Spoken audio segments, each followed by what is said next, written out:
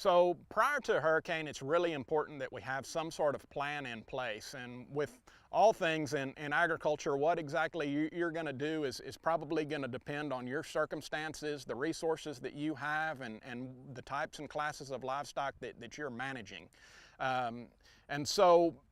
having multiple plans is also important, because you never know, how the size and the scope of the disaster, or what type of disaster you are facing, will influence those plans.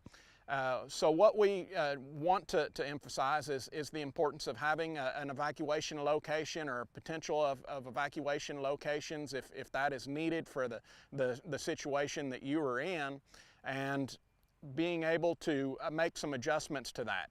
So one of the concerns that a lot of people have is livestock owners will have trailer capacity for a certain number of head of livestock, but rarely do they have trailering capacity to evacuate their entire herd. And if they're in a location such as an island where there's a high probability of significant storm surge and things like that, and they feel a strong need to evacuate, it's important for producers to realize that they need to get a hold of the Texas Animal Health Commission, or get a hold of their local county extension agent and notify them of their location and some of those needs, and the desire that they may not have the capacity to evacuate, but they are in need of trying to find some folks that can provide some goosenecks to haul livestock out of that situation. And visit with those local contacts, because they will have resources that are available to assist them in making those arrangements. The next aspect is they need to have a location that they can move to. And so having multiple options in terms of the size of the storm and the likelihood of where that storm could move is important. So if you have small amounts of animals, such as livestock show projects, or a couple of horses, or things like that, there is a host of animal shelter points that will be stood up. The Texas Animal Health Commission will provide a list of those points that people can access and make contacts and make private arrangements to shelter their animals. In some cases, post-storm, it will become necessary for people to establish shelters as well for animals. And so all of those resources will be available through the Texas Animal Health Commission. There'll be a list of points that you can go to utilize those, but it's always better to have that plan in place prior to the storm, and have a couple of options as far as where you can go, so that you can take care of yourself and your animal needs. In a lot of cases, though, it's not going to be practical to evacuate your animals, so making sure that you can move those animals to higher ground is going to be important. If you can bring in some hay or other feed resources to entice them to that higher area in the ranch or the pasture, that will help make sure that they have access to that high ground. Ideally, if that pasture is in a pasture inside, away from the perimeter of the place, that's even better, because with a lot of these storms, the likelihood of losing some fence or things like that is probable.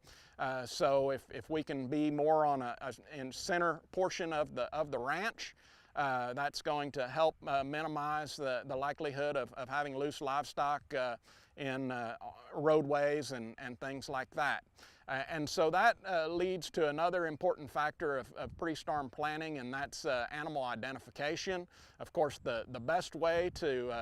have an animal identified as far as cattle is still branding with a hot iron, and we encourage producers to have that brand registered with the county clerk's office,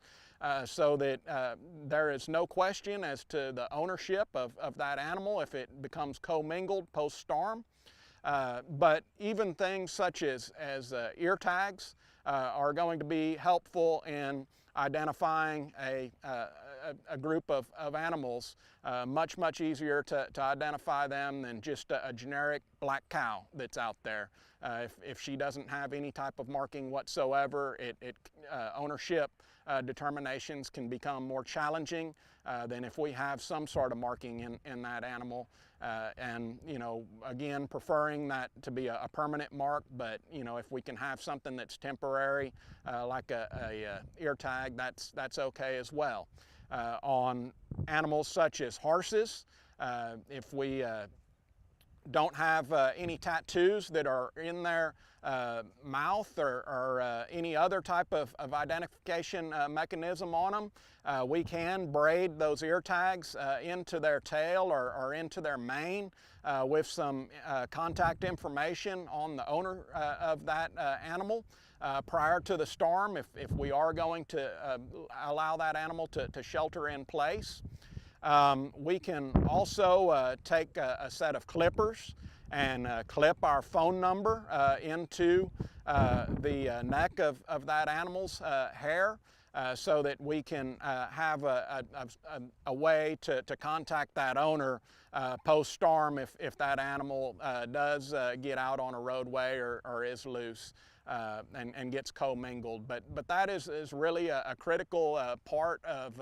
hurricane pre-planning, is having those animals identified, because we know post-storm there are going to be some fences that will be knocked down, and the likelihood of having some livestock commingled is pretty high.